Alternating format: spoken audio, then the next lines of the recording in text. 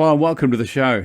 You know, I never regret judging awards because there's so much you can learn when you judge awards, and I've been doing it for years in Australia, New Zealand, and fortunately some awards overseas. You always learn something, and I also find it very, very inspirational. The reason I'm mentioning that is because Melanie Hoole, hashtag marketing strategist and also hashtag digital guru, was a judge recently in the REB Digital and Social Media Awards, and she joins me in this show to talk about what she found out and, interestingly, what you and I can find out about as well. Melanie, thank you very much for joining us. Pleasure. Thanks for having me, Kevin. That's and it's good. it's been great being a judge just like you Yeah. on the industry awards I've been involved for the last 3 years, and you're right. It's a great litmus test to see how people are tracking and, what they're thinking. I feel like it's like reading their diary, their secret diary on Yeah. how they view their business. I thoroughly enjoy the awards as hard and time consuming as they are. Yeah, well, I always find I get something out of it, and you've got to devote some time. You've got to be disciplined to it, because it's only fair that if you're being asked to judge it, that you should give your honest opinion about the people you're judging. But I've been fortunate enough to judge some of the REB awards, some of the Institute awards as well, the REA awards, and it's always very enlightening, and you get them from all over the place. Before we get into what you learnt, tell me a little bit about what you've been doing, because you and I haven't spoken for quite some time. I know you. Don't think we've spoken since I launched my agency, which was we're just into our 4th year now, and I work with my team and I. It's not just me, even though I'm like the lead singer of the band. There is 18 of us that work together, Right. and we support agencies predominantly, but we do work with some high-profile agents, and we are the digital marketing team. So in a nutshell, we provide all the resources. It's actually 9 different skill sets that will be involved on any single account that we're working with. And, I provide that at the cost of a staff member, or half the cost of a staff member in some instances. So we're at the cutting edge of digital, video, social media marketing, and we're all about lead generation. Yeah. Well, of course, that's where all the smart people are going right now too, and it's a pleasure to be working with you. I hope that we can do a lot more work with you through Property TV in the future. On to the subject for today. Really keen to talk to you about what you learnt from judging in those awards, the REB Digital Social Media Awards. Who entered them? What did you find out about the category, or about the level of entrance? Well, the reason I thought it was a good time to chat to you, and I'm going to publish my insights on REB as well next week after the awards have been announced. But so I've been involved since the initiation of the Digital Award. So that's been going for 3 years. And then this year they introduced the Social Media Award, which is great. So I've had I've been very lucky to see how people have progressed in their thinking and their activities. And at the very start, the first awards that I judged, it was really chalk and cheese on who I was judging. There was, in one instance, I'd be reading a submission from an individual agent, and he's talking about a single property that he's promoted through Facebook and the response, and that he managed to sell the property in that manner. And then then I'd open another submission, and I'm reading about one of the big networks, and, who have multiple people working in their team, $1 million budget. They're talking about, sophisticated marketing terminology and, digital activities, which, are akin to my corporate background. And I'm like, how do I judge? How do I judge these very different situations, different budgets? And then I'd have the agency owner in the middle.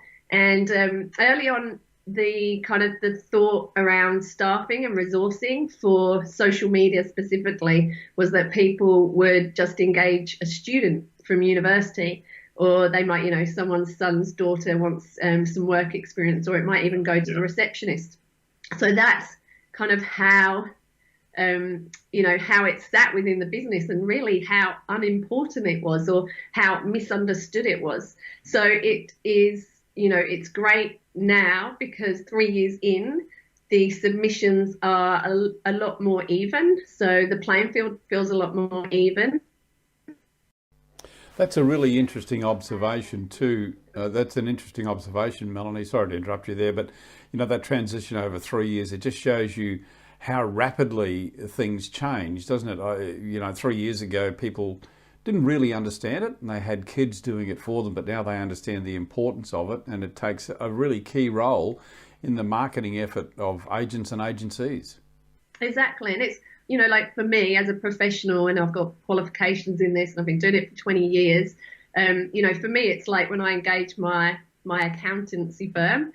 Like you've got a bookkeeper, but then you've got a senior accountant, and then I've got, the practice manager, the person who's highly qualified and it's his business, and he's the one that can give me, strategic direction.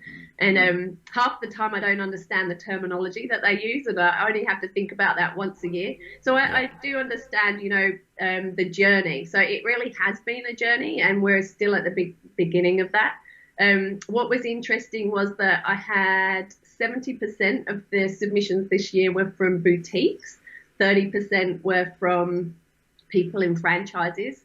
It was all principals or agency owners, or in some cases professional marketing staff that have now been employed in businesses into small networks or independent networks to really lift the game. So that's great to see, my peers and counterparts and people that have the same level of experience as me and my team, coming into the industry from outside and really lifting the industry as a whole in both knowledge and experience and activities and leveraging digital marketing.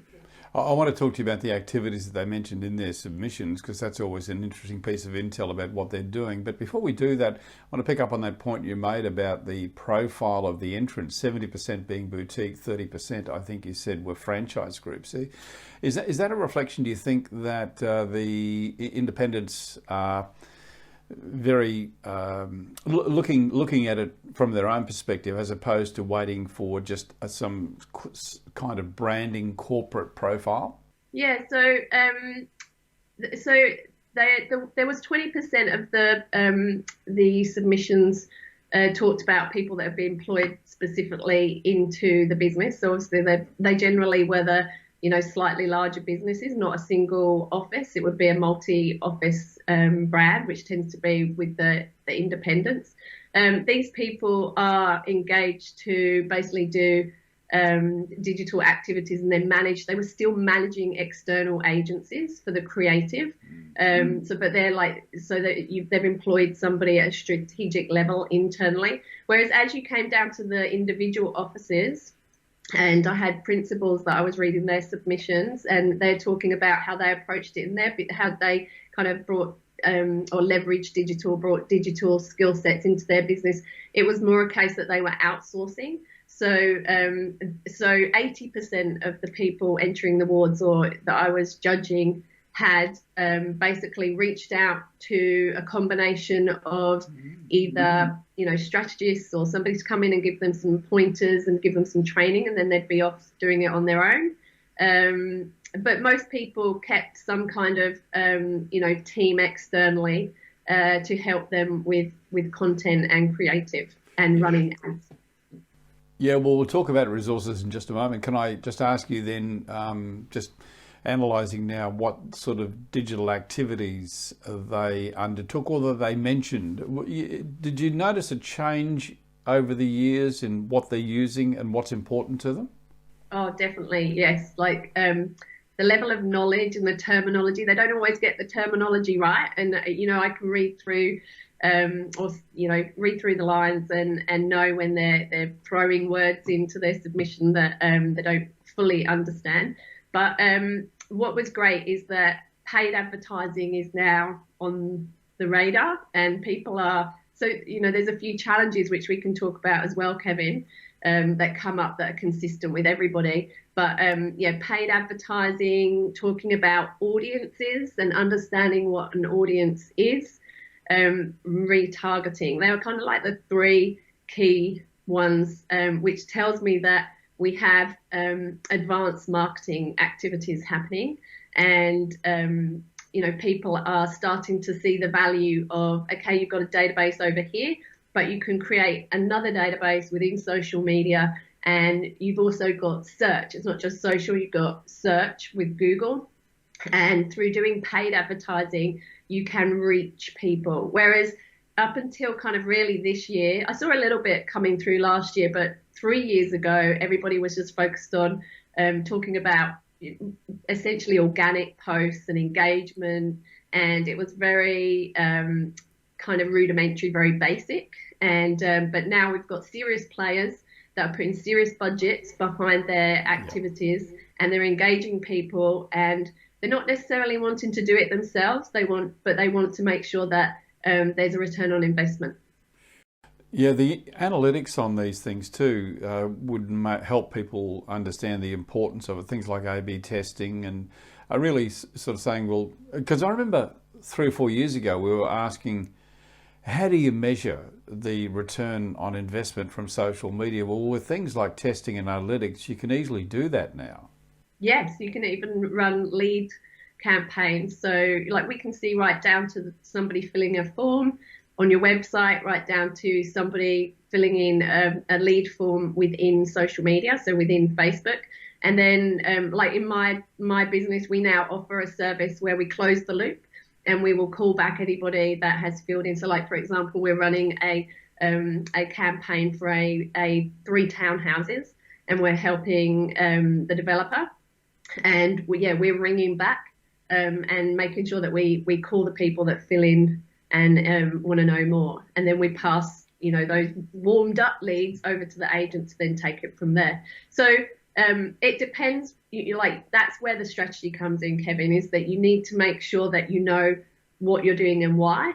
And where I follow peers around the world, what's evident is there's no kind of one channel that will produce magic results. You need to have a combination of building your brand and make sure that you are present across multiple channels. And you need to make sure that your brand is seen on average 7 times before you as a person, before people will then, recall you. So I call that reputation management.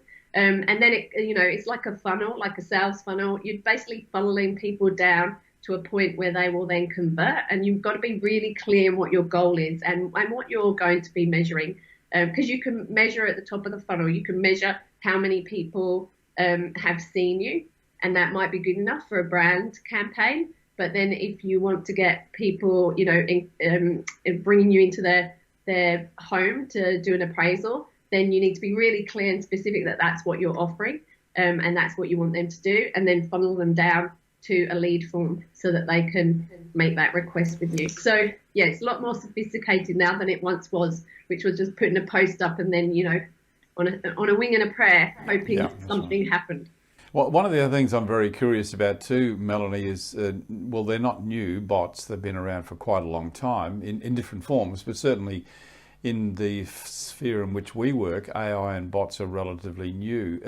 Was that a new entry this year? Did you see a lot of evidence?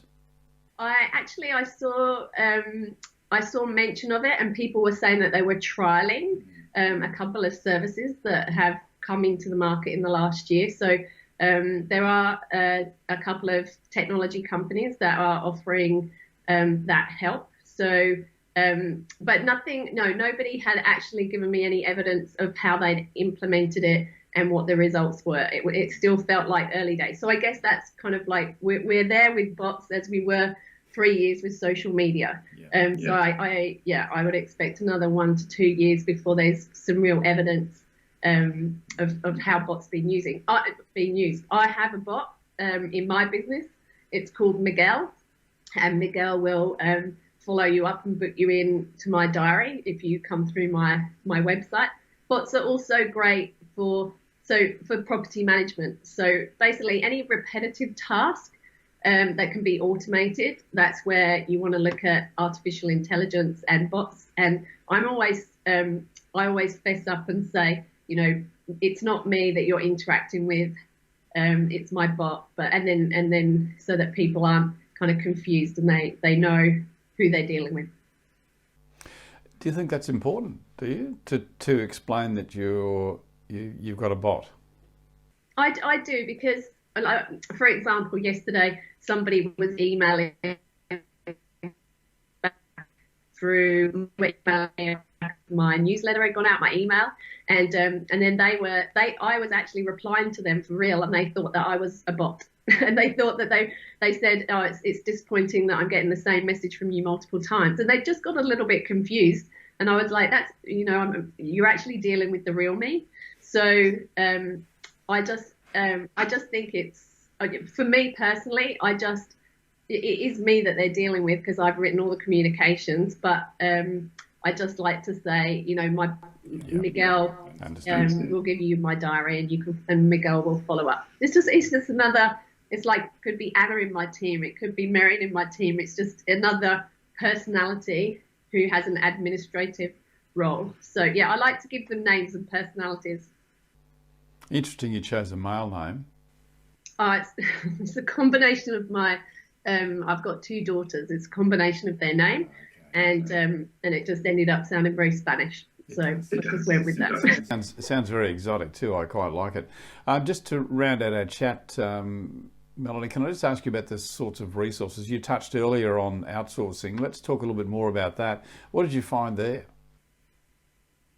So pretty much most people were outsourcing their marketing, so in some shape or form, or their digital strategy. So there's about 90% of people that entered the award said that they had sought out external help. And the kind of, I think what's really valuable for everybody listening today is the challenges, because it would be good to understand that they're not alone in the challenges that they're facing. So that the main things that came up consistently, because one of the questions was, what challenges did you have to overcome? And that was budget. So, I mean, I hear that on a daily basis. People contact me. They kind of want to hear the magic, what's the magic pill? What one thing can I do that's going to, revolutionize my business or bring me in loads and loads of leads? And you can get leads, but you do have to commit budget. So getting people over the line, getting board members, getting principals over the line if you're a marketer within a business, that was a challenge. Educating the agent, so educating the rest of the business, educating sales staff on what to do and what not to do, and to kind of relinquish some of their accounts or their activities or participate, so that the company's all doing it as together, kind of to the same beat of the drum. And the biggest challenge is keeping abreast of the changes, because just like real estate has rules and regulations and things change all the time, so do all the social media platforms. So, the key ones are Google and Facebook, and then Facebook owns Instagram, but then you've got LinkedIn, and they're all kind of same, but different, in the sense that they kind of all see what's working on each other's platform and follow suit, but they're constantly evolving. So like my team and we can log into one system or one client account, and then we log into another client account to do the same activity kind of an hour later, and the 2 interfaces can be very different. Yeah. And so I'm fortunate, because we manage so many accounts and such a big budget for people, that I have direct access to Facebook, and we're a Facebook Pro agency, and again we can get direct help from Google. So that's where specialists and experts, like I said with the analogy of your accountant, yes, you could engage a bookkeeper, but if you want to really, improve your business, improve the bottom line, then you need somebody like CPA experience. So you need somebody that has been doing this for a long time, is a true digital person, and has the qualifications, has the experience. Melanie, great talking to you. Thank you very much for your time. And let's not be strangers, hey? Let's get you back in again real soon. Melanie Hoole, thank you very much for your time. Always a pleasure to follow you, Cameron. You do a great job. You're a great digital advocate and awesome at doing content. Well done.